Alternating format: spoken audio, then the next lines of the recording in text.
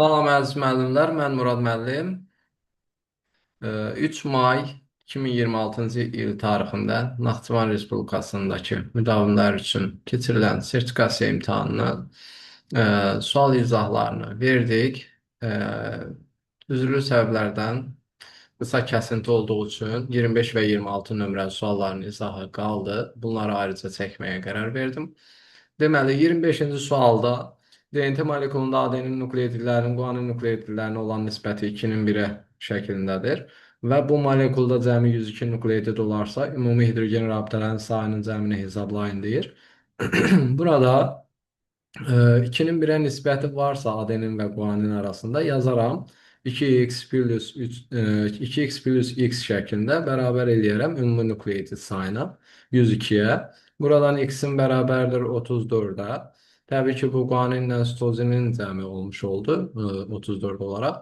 Burada guanin sayını yazsam bərabər olacaq 17-yə. Sitozin sayı da yenə də 17-yə bərabər olacaq. E, Hidrogen rabitələrin sayının tapılması ilə bağlı düsturumuz var idi. Ümumi nukleotid plus guanin. Bu da bərabər olacaq nəyə? 102 üzərinə gəl. Həmin bu 17 guanin sayı yəni.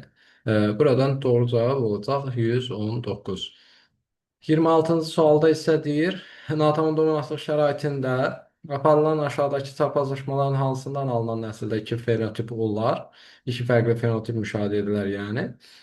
Natamam dominantlıq şəraiti varsa, burada birinci çarpazlaşma mənə nə verəcək? Böyük ya kiçik ya, sadəcə bir fərd. Bir fenotip və yaxud da bir genotip verilmiş olacaq.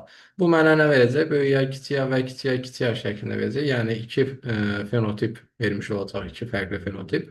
Natamın dominantlıq olduğuna görə böyük ya kiçik ya tutaq ki, çəhrayı çiçək olmuş olsun. Kiçik ya isə ağ çiçək olmuş olacaq. 3 nömrəli də böyük ya kiçik ya çarpazlaşmaları artıq mənə 3 fenotip vermiş olacaq.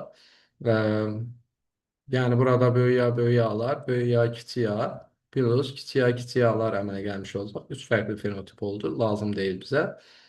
4-də böyük yağ və böyük yağ, kiçik yağ çarpazlaşması mənə verəcək yenə böyük yağını və böyük yağ, kiçik yağını. Böyük yağlar qırmızı çiçəklər olacaq. Böyük yağ, kiçik yağ isə çəhrayı çiçəklər olmuş olacaq. Təbii ki, bu da iki fərqli fenotip deməkdir bizim üçün. Buradan isə alınanlar sadəcə kiçik yağ, yəni ağ çiçəklər olduğundan sadəcə bir fenotip gördüm. Doğru cavab oldu 2 və 4, yəni B variantı. Belə əziz müəllimlər, imtahandan keçən hər bir müəllimi bir daha təbrik edirəm.